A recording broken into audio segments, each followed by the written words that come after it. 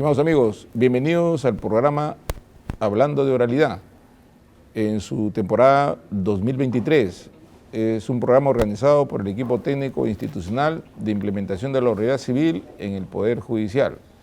Son entrevistas que se realizan a jueces, docentes universitarios, investigadores y profesionales dedicados a la investigación procesal, sobre todo en materia civil y con el modelo de oralidad. Hoy día tenemos una muy interesante y entiendo también agradable conversación con la magistrada Milagros Núñez Villar. Ella es jueza superior de la Corte Superior de Puno, que labora en la provincia de Juliaca. Conversaremos con ella un tema interesante respecto al tránsito que se produce entre el modelo anterior y el modelo de oralidad. Vamos a ir a un corte y retornamos en unos minutos para conversar sobre este interesante tema.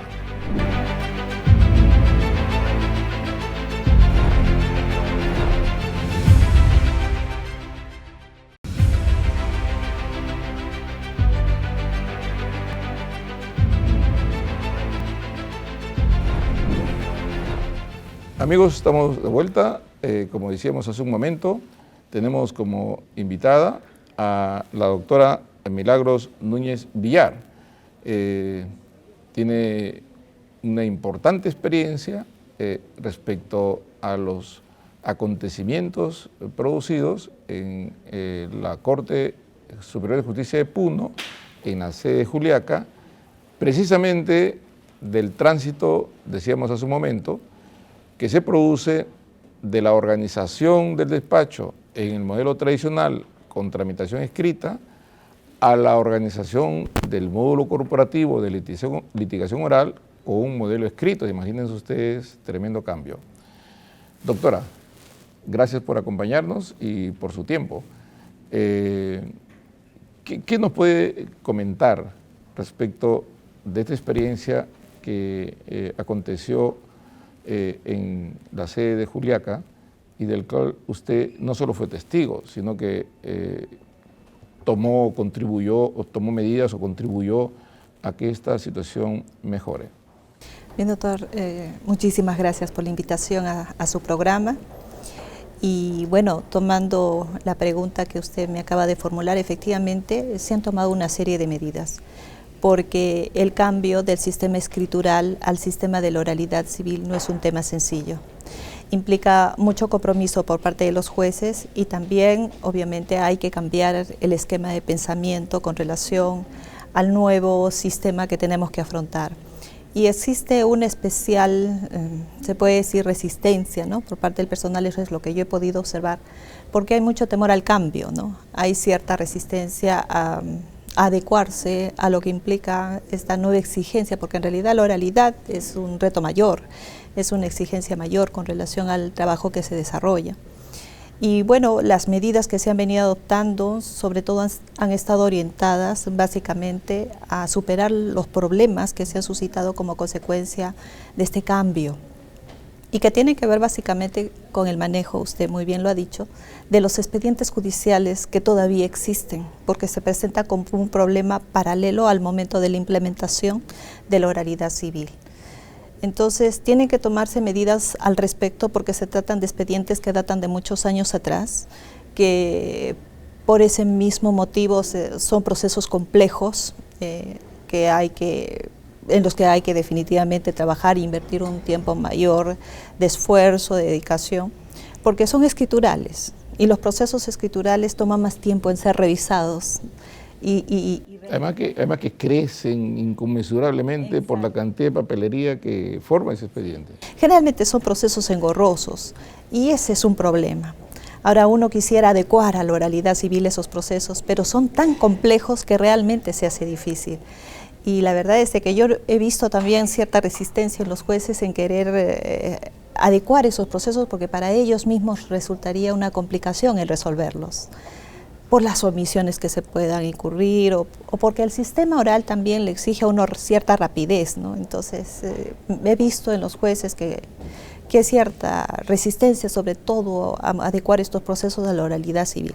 Pero, lo que no advierto con los procesos sencillos, ¿no? Ahí sí, más bien hay procesos sencillos que están dentro del modelo tradicional que los jueces fácilmente han adecuado y fácilmente han resuelto. Pero en general creo que el cambio siempre encuentra resistencia en las personas, ¿no? Exactamente. Y es un cambio bastante importante, porque pasar de un modelo en el que el juez recibe los expedientes en cantidades para el despacho diario, sin identificar la controversia de cada expediente cuya firma está poniendo en un decreto o en un auto, difiere de que él tenga que prepararse para una audiencia y conocer caso por caso, ¿no?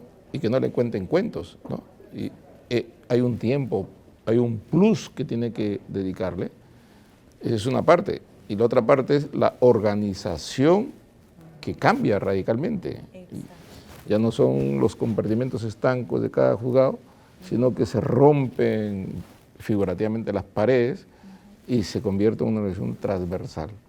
Supongo que ese cambio radical es lo que los pone un poco en duda, a cualquiera les pondría en duda también, ¿no? Del cual creo yo encontraron una especie de nudo, que la carga que viene atrás compleja y la que viene recientemente que tiene que tener un tratamiento diferenciado. Esta es, creo que, una de las dificultades que las Cortes han venido resolviendo, cada uno de acuerdo a su realidad. Pero creo que la Corte, en este caso de Puno, en la sede de Juliaca, ha tenido una particularidad del cual usted ha abordado. Este escenario le permitió tomar ¿qué medidas? Bueno, se tomaron muchas medidas, pero creo que la más importante tuvo que ver con la realización de un inventario de todos estos expedientes, como una manera de colaborar a los secretarios y a los jueces que en ese momento realmente tenían que recepcionar toda esta cantidad enorme de expedientes que se estaban tramitando bajo el sistema escritural. Y este inventario era básicamente con el objetivo de que los secretarios supieran el estadio de los expedientes con los que contaban. Tal es así que una vez que se culminó con esta labor, los secretarios sabían perfectamente cuál era el estado del proceso y procedieron a impulsarlos. Pero este inventario además también nos apoyó, nos ayudó muchísimo para el tema de la descarga judicial, porque se depuraron muchos expedientes que estaban por remitirse al archivo periférico o que estaban por remitirse a la Secretaría de Ejecución o a otras dependencias, o porque tenían que elevarse a la sala en revisión porque estaban con recursos de apelación. Y eso de alguna manera coadyuvó a que los juzgados al final tuvieran un sinceramiento de carga tal, procesal, que lo que ellos pensaban tener en realidad, en la cantidad, no era, no se condecía. El orden, ¿no? Exacto, el orden con el que tiene que trabajar el personal jurisdiccional básicamente, ¿no? Y yo me comprometí, asumí el compromiso con los jueces y el personal jurisdiccional porque considero que el sistema de la oralidad civil nos lleva a eso, ¿no? A trabajar en equipo, a trabajar en función al colega, lo que necesita, y en algún momento porque también pensé que esa situación podría de alguna manera repercutir con el trabajo de la sala en la medida que se trataba de procesos estancados y que podría en algún momento evitar que algunos procesos subieran en apelación y con eso decrecer, ¿no?, la producción de la sala. Y afectar al litigante, porque el hecho de que no suba un expediente por tanto tiempo es también una afectación directa en el tiempo al ciudadano que está esperando que le resuelvan su expediente, ¿no? Exactamente, más aún cuando se trata de procesos de data muy antigua, procesos muy complejos, donde me imagino que la gente debe estar desesperada por ya saber de qué sentido, bien o mal, pero ya quieren una resolución con relación al tema o al conflicto que los ha llevado a recurrir ante el Poder Judicial. Y yo pienso que esa demanda tiene que ser satisfecha. Y en el escenario mismo de la reorganización, porque tenía una forma de organización, un reordenamiento para el nuevo modelo. Supongo que habiéndose identificado aquellos procesos que estaban de más en el archivo y viendo el archivo de repente hasta se asustaba, y depurado el archivo, habrán identificado aquellos procesos que parecían difíciles y que en realidad no lo eran. Exactamente. Y se inició un proceso de descarga, ¿no? Exactamente, doctor. Justamente con ocasión del inventario de los expedientes se pudo llegar a determinar, además del estado en el que se encontraba el expediente, cuáles, por ejemplo, eran complejos y cuáles no. Para de esa manera el juez tener la posibilidad de poder clasificar esos expedientes y darles, bueno, la pronta solución que ameritaban, ¿no? Sobre todo respecto a los procesos menos complejos, ¿no? Que inclusive han sido en algunos casos adecuados a la oralidad cabalmente para darle celeridad a la resolución que tenía que emitirse. ¿Y cuántos juzgados habían o hay Juliaca? En Juliaca son 2 juzgados civiles, 2 juzgados civiles. Ya. Hay 3 secretarías que en este momento se están encargando del trámite de todos los expedientes bajo el sistema oral. Hay 2 secretarías que ya solamente se están dedicando al tema escritural y una secretaría que actúa como calificación de demandas, ¿no? Mire lo que acontece, que el secretario trabajaba con un juez. Ahora resulta que el secretario trabaja con 2 jueces. Eso también encontró resistencia. Supongo que eso se está haciendo ahora, ¿no? Pero para llegar a eso, si se está haciendo, ¿habrá habido resistencia del juez, del secretario? ¿Cómo se supo eso? Bueno, en realidad yo he visto una mejor predisposición en los jueces para asumir la reforma, de entrar al sistema oral, en tanto que el personal no. El personal se ha mostrado resistente porque para ellos implica salir de la situación de confort en la cual se encuentra. Hay resistencia porque el cambio no les gusta, porque el cambio implica, por ejemplo, la creación del archivo modular. Y la creación del archivo modular, a su vez, ¿qué implica? Quitarle el expediente al secretario, para que el expediente en trámite pase a ser custodiado ya no por ellos, sino por la encargada de la oficina de este archivo modular, ¿no? Entonces pierden el control del expediente. Y también, bueno, porque en algún momento se pensó que el tema de la creación del archivo modular, independientemente a servir como una entidad encargada de la custodia de los expedientes en trámite, también iba a evitar el tema relacionado a la corrupción. Claro. ¿No? Porque al perder el control del expediente del secretario, se hacía mucho más difícil que pudiera manipular el expediente a la conveniencia tal vez de alguna parte o algún abogado interesado, ¿no? Es posible, ¿no? Sí. Siempre agentes corruptores, hay también funcionarios corruptos, en general estoy hablando, y el escenario propicio para estos actos de corrupción es precisamente cuando se concentra el poder de la tramitación de cualquier procedimiento a quienes no deciden y que son los que finalmente hacen que fluya determinados expedientes y otros se queden ahí, ¿no? Como haciendo una especie de selección, ¿no? O expedientes selectivamente identificados que son los que se generarían en beneficio de alguna de las partes. Pero lo importante es que este modelo corta, digamos, la posibilidad de ese escenario, ¿no? Y que hace el proceso un poco más transparente. Vamos a hacer un pequeño corte y retornamos en unos minutos.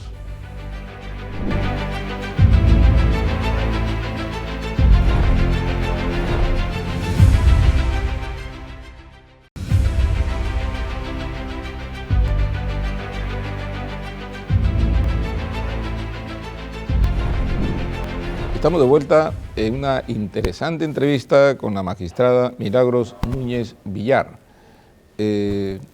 Doctora, la transparencia en la tramitación del expediente que se gestiona en algún momento por los auxiliares, pero que llegan finalmente al juez para la audiencia.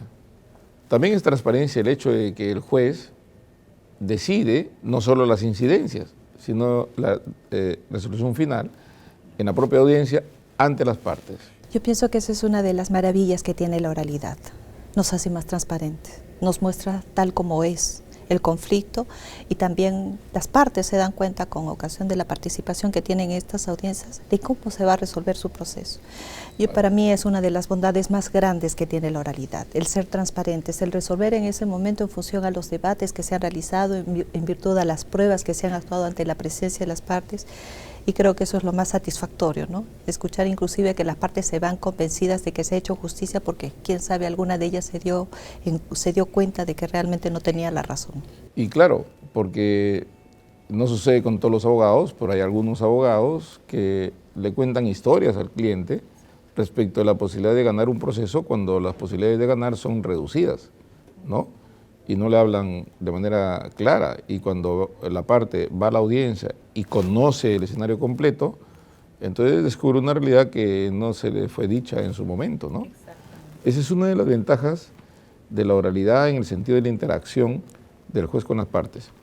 Pero regresemos a la parte de este tránsito, ¿no? Se identificaron los expedientes, se vieron cuáles son más complejos, quienes parecen que fueran complejos pero no lo son. Se hizo una descarga procesal, pero supongo que también en la parte operativa se habrían identificado los expedientes de un juzgado y del otro, porque estando en un solo archivo, lo que antes eran archivos separados, podrían estos confundirse, ¿no? ¿Qué hicieron ahí? Perfecto. Lo que se hizo, atendiendo sobre todo a la función que cumplen los archivos modulares en este nuevo sistema de oralidad civil, fue clasificar los expedientes por cada una de las secretarías, ¿no? De tal manera que no solamente se clasificaban en función a cada secretario, sino además se tomaba en cuenta el año de tramitación, el número del expediente y la especialidad. Sobre todo en Juliaca, donde los jueces, aparte de la especialidad civil, conocen otras materias, contencioso administrativo, rezagos de proceso laboral, procesos comerciales, constitucionales. Entonces existe siempre la necesidad de hacer esa clasificación para llevar un adecuado orden del despacho judicial. Y yo pienso que eso coadyuva de sobremanera con el trabajo que ellos desempeñan. Claro, y ya entrando a la etapa misma de la audiencia y de la organización del módulo, la identificación de aquellos procesos antiguos que pueden adecuarse a la oralidad, ¿es un número grande o es un número pequeño? La cantidad de procesos que se van a adecuar o que se estarían adecuando a la oralidad. En realidad no es un grupo, no es un número grande, es un número reducido de expedientes que podrían adecuarse al sistema oral, porque en su mayoría son, vuelvo a repetir, procesos muy complejos que, porque datan de muchos años, han resultado siendo muy engorrosos en su tramitación. Entonces, en ese tipo de procesos complejos los jueces lo piensan dos veces, ¿no?, antes de adecuarla a la oralidad civil. Algunas cortes transmitían experiencias en el sentido de que aun cuando los procesos fueran complejos, teniendo a las partes al frente, toda esa tramitación engorrosa podía despejarse cuando las partes fijan definitivamente lo que queda para hacer en adelante con el proceso. Y si hay alguna incidencia pendiente, se cierra ahí. Diríamos, ¿no han probado eso en el sentido de que independientemente del volumen de la causa, la controversia definida en un sentido, todas esas incidencias que están formando parte del cúmulo de papelería que forma el expediente tradicional, podrían ser dilucidados ante las partes y dejar constancia que nada queda pendiente y que el siguiente paso es, por decir, fijación de puntos controvertidos, o el siguiente paso es llevar adelante la audiencia de pruebas. ¿Eso podría ser un...? Podría ser en la medida que el juez tenga el tiempo para revisar esos procesos. Claro. ¿No? De hecho... Porque definitivamente, si no, el juez no va a contar con el tiempo necesario para ponerse a estudiar los expedientes y quién sabe, aun cuando podrían mostrarse engorrosos, determinar que en estos casos podría proceder una adecuación a la oralidad civil, pero... como le digo, yo lo que he visto y apreciado en ellos es de que se hace mucho problema con la posibilidad de poder revisar estos expedientes y adecuarlos a la vía de la oralidad civil, ¿no? Sin duda que uno de los requisitos para poder tener éxito en la audiencia, siempre se dice, es la preparación. Si el juez no está preparado en cuanto al conocimiento del conflicto, y en cuanto a la tramitación del expediente tradicional para los fines de adecuación, tiene que tener un conocimiento en qué estado está el expediente y cuando tenga las partes al frente poder pues zanjar cualquier tipo de incidencias que permitan depurar ahí en la misma audiencia todas estas actividades realizadas que no agregan valor a la solución del conflicto. Eso es cierto, y ahí se cierra. Entonces 1000 hojas pueden reducirse a un acta, ¿no? El otro problema es que así como se tiene esta cantidad de expedientes tradicionales, es que no dejan de ingresar los procesos civiles. Ah, bueno, claro. En paralelo están funcionando, ¿no? Está el anterior, que es el rezago, y el nuevo, ¿no? Exacto. Entonces los jueces tienen que actuar con paridad. Inclusive yo estoy advirtiendo que están dando mayor prioridad a la tramitación de los procesos orales, ¿no? Porque cabalmente tienen programadas las audiencias, llevan audiencias preliminares, ya tienen la audiencia de pruebas y ya se ven en la obligación prácticamente de tener que resolver. Entonces, lo que no está ocurriendo con los procesos tradicionales. Entonces, como está en paridad el sistema oral y el sistema escritural en estos juzgados, está dando lugar a que tampoco los jueces estén dando tiempo para abocarse a esta carga tradicional como debería ser y a lo mejor realizar esas adecuaciones a las que usted hace referencia, ¿no? Sí. Lo ideal sería que se crearan juzgados liquidadores que se encargaran de estos procesos tradicionales con la posibilidad de que los mismos juzgados liquidadores transitorios puedan adecuar y una vez adecuado el expediente, pues concluirlo, ¿no? Claro, y ha habido experiencias sobre esto de remitir a juzgados transitorios expedientes con el procedimiento anterior. El caso es Lima. Lima, digamos, concentró en 10 juzgados transitorios cerca de 20.000 expedientes de todos los órganos jurisdiccionales que pasaron a la oralidad. Y claro, la condición era que de 24 juzgados, solo 16 recibían demandas como si las recibieran todos.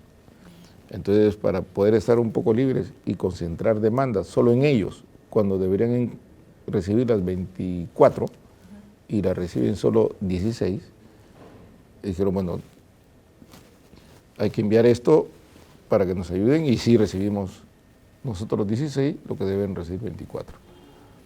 Y esa experiencia ha dado frutos positivos, ¿no? Porque esos 10 juzgados que solo se dedican a tramitar y sentenciar son los que han hecho que muchas causas con tramitación anterior sean resueltas después de muchos años, ¿no? Y acá, que reciben expedientes en oralidad, es un número mayor al que recibían antes, pero que están llevando adelante una tramitación célere. Exacto. Porque a eso se presta también la oralidad civil, ¿no? De hacer de la tramitación de los procesos más rápidos. Claro, pero entonces ese intercambio de experiencias creo que es bueno transmitirlas, sí, ¿no? ¿No? Porque sé que son muchas las cortes superiores que están en este proceso de transición y posiblemente haya muchos magistrados y mucho personal jurisdiccional también que en estos momentos debe sentirse un poco desconcertado, ¿no? Sobre los pasos a seguir. Siempre todo cambio choca, siempre todo cambio significa cierto malestar, ¿no? Y cierto temor también, ¿no? Sobre a veces algunas... El temor a la incertidumbre de lo desconocido, ¿no? ¿Qué cosa vendrá? Pero si ellos tuvieran claro qué es lo que viene, y eso que viene es mejor para ellos, entonces se liberan de esas presiones psicológicas que lo atan, digamos, al statu quo. Pero vemos que en su caso personal, como juez superior, tomó cartas en el asunto, ¿no? Yo me involucré. No sé, pero que ven el presidente de la Corte a Juliaca, estando usted en Juliaca, se involucró en el problema de los juzgados especializados y lo enfrentó. Y en parte, seguramente en todo, se superó. Y claro, no todo es perfecto, no. pero hay cosas que se mejoran, ¿no es cierto? Sí, yo pienso que hay que ver el trabajo como un equipo. Yo pienso que cuando se trata de trabajar en equipo, las jerarquías desaparecen y todos debemos propender a que la institución irradie una buena imagen hacia la sociedad y a veces eso se consigue con este tipo de involucramientos en la solución de los problemas que se tienen. Eso es muy cierto, estimada doctora. Amigos, el tiempo nos ha ganado y tenemos que concluir este programa. Vamos a dar unos minutos para que nuestra invitada se dirija al público. Bueno, le agradezco, doctor Héctor, por la oportunidad de poderme dirigir a todo su público televidente y manifestarles, ¿no?, la esperanza y de alguna manera la satisfacción que se tiene como consecuencia de las experiencias adquiridas en este nuevo sistema oral que nos exige definitivamente mayores retos. Y pienso que no debemos descuidar a nuestro personal jurisdiccional, doctor Lama. Ellos también necesitan una capacitación, necesitan entender de las bondades de la oralidad. Y en ese sentido, bueno, yo le hago un pedido muy especial al respecto y que también la capacitación sea más ardua con relación también a los magistrados, ¿no?, sobre todo a quienes se van introduciendo recién a este nuevo sistema oral. Es nuestra tarea, estimada doctora. Capacitación es parte de la gestión de cambio. El conocimiento, lo que viene después, se esclarece cuando tenemos mayor información, mayor conocimiento sobre la problemática. Amigos, eso ha sido todo por hoy y nos vemos en una siguiente programación con juez nacional, juez extranjero, docente, hablando sobre oralidad. Este programa ustedes lo pueden ver todos los martes a partir de las 10 de la noche por Justicia TV, el canal del Poder Judicial. Muchas gracias.